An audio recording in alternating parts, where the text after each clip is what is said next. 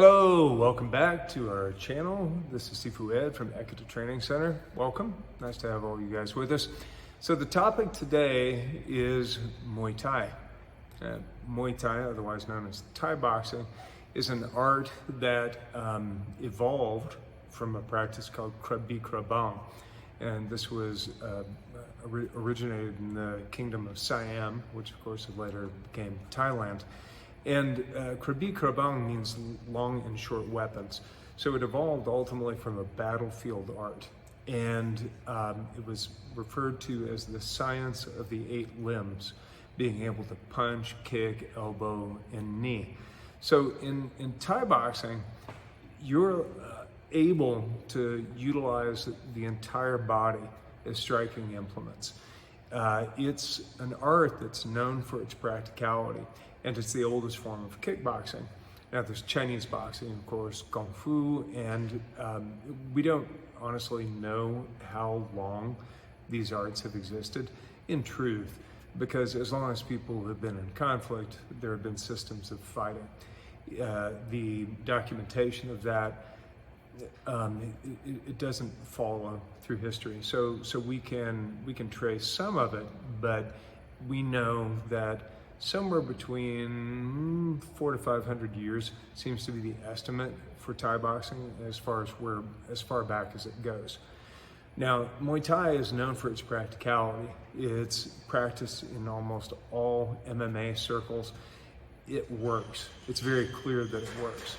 And what brought this to light predominantly in the United States, Bruce Lee. So in the Dao Jeet Kune Do, Bruce Lee advocated analyzing different martial arts styles that are known for their practicality.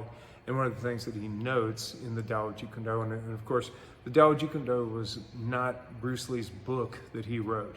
It was a series of compiled notes that were ultimately compiled and put together after his death.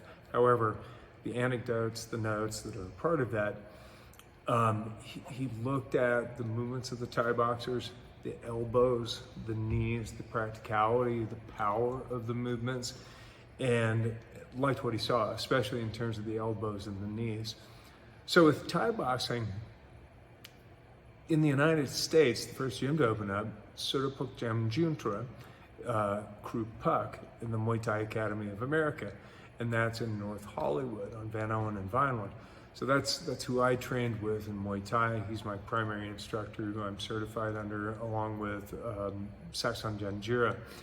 And Surapuk opened the Muay Thai Academy in 1984. I came to Surapuk in the late 80s and I fought under him.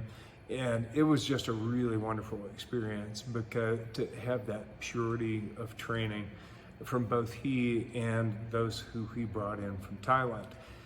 Now, interesting story about this, what we teach at our academy is the traditional Thai boxing. And in Muay Thai, there are various systems of rank, and it depends on the gym that you come from, how that information is imparted. In the mid-90s, we were looking for a way to impart the information and disseminate it in a way that would be segmented. And Chai Sirasut, Arjan Chai at Guru Dhanana Santos School had created a system that was very effective.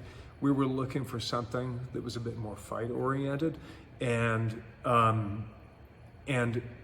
we gathered a group of the most distinguished Thais in our area in Southern California, where at the time the majority of the Thais resided, who had fighting gyms, and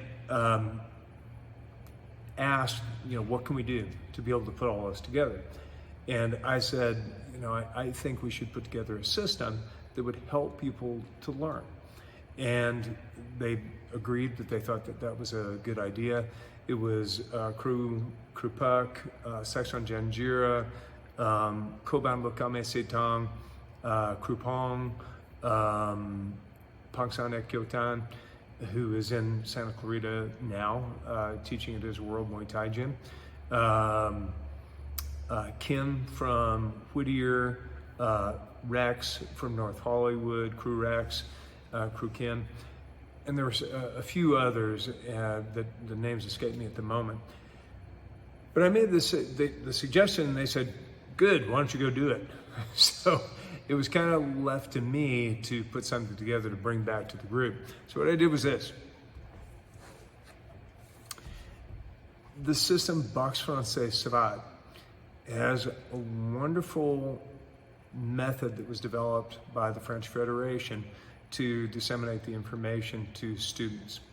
It's all segmented in a rank system called glove levels that are various patches. So when you learn Savate, you receive various patches that are that signify the different ranks, the levels. And it's a very well thought out system that's really about application. So they teach the individual techniques, the application of those techniques, and then more in a sparring-based format so you can start plugging it in. So I thought, well, that's a good idea. Why not do something similar for Muay Thai? So that's what we did. We came up with a system that we call rings. I conferred with Grandmaster Fred Degerberg, who had a great deal of knowledge, particularly the largest school in the Midwest, the Degerberg Academy, and he thought it was a good idea too. So we began to structure the system called the rings, and I brought that back to the group, and the group approved and thought it was a good method of disseminating the information, and that's what we do now. So we conduct the classes, and students receive rank in ring levels. Now, this is what we call the gold ring, which is like the black belt, and then there's an additional level, which is instructor's level. And on that one, you have to be able to obviously instruct, and you have to go do some amateur fights, because the whole thing about Thai boxing is practicality. You have to actually done it to realistically be able to teach it. I mean, you can teach the techniques, but you really have to have been in the ring. So that's the way that we approach it. Now, funny story. Yellow, just like a yellow belt, it's the second level that we have in our system, the rings. So Crew Puck had brought over a fighter called Malapet, and Crew Malapet was brand new in the United States, and his fight name was the Diamond. And Malapet started teaching at our school in West Hollywood, and he kind of, so Sifu Joanna and I kind of became his surrogate parents in a way. And so Malapet, I mean, phenomenal fighter, Lumpini fighter, just one of the best. And it was devastating everybody in the United States. And so he was teaching at our school. So I gave Crew Malapet instructor's patch and said, okay, so this is the one that you wear because obviously an instructor, you're one of the best. And so the next day, Malapet comes in with these all up and down the sleeves of his jacket, yellow. I said, Malapet, that's awesome, but you know that's not the one you're supposed to wear, right? And he looked at him and he goes, oh, what one am I supposed to wear? And I said, well, you know, you're like the best one. The best one's the red one and black one. He goes, I like yellow. So Malapet wore yellow. I mean, who's gonna argue with him, right? He just liked the yellow patch, so he decided that was the one he was gonna wear. So, you know, we try to adhere to the standards, but you know, when somebody decides to go off the rails a little bit and kind of do their own thing, then we respect that, especially if it's Malapet. So Malapet, I believe, is in San Jose now teaching very successfully. I think he has a school up there. Yeah, wonderful guy. So if you were interested in pursuing Muay Thai, and I'm sorry, there's so much having to do with Muay Thai. We're going to do some instructional videos that talk a little bit about some of the techniques, talk about some of the history, some of the fighting in the United States and abroad.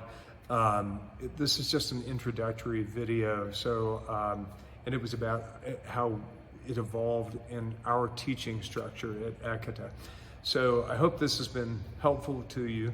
And again, I apologize for not going into more depth about really the long history of Muay Thai and how it sort of shaped the mixed martial arts fighting world, but we'll get to that in other videos. So I hope you guys have a great day.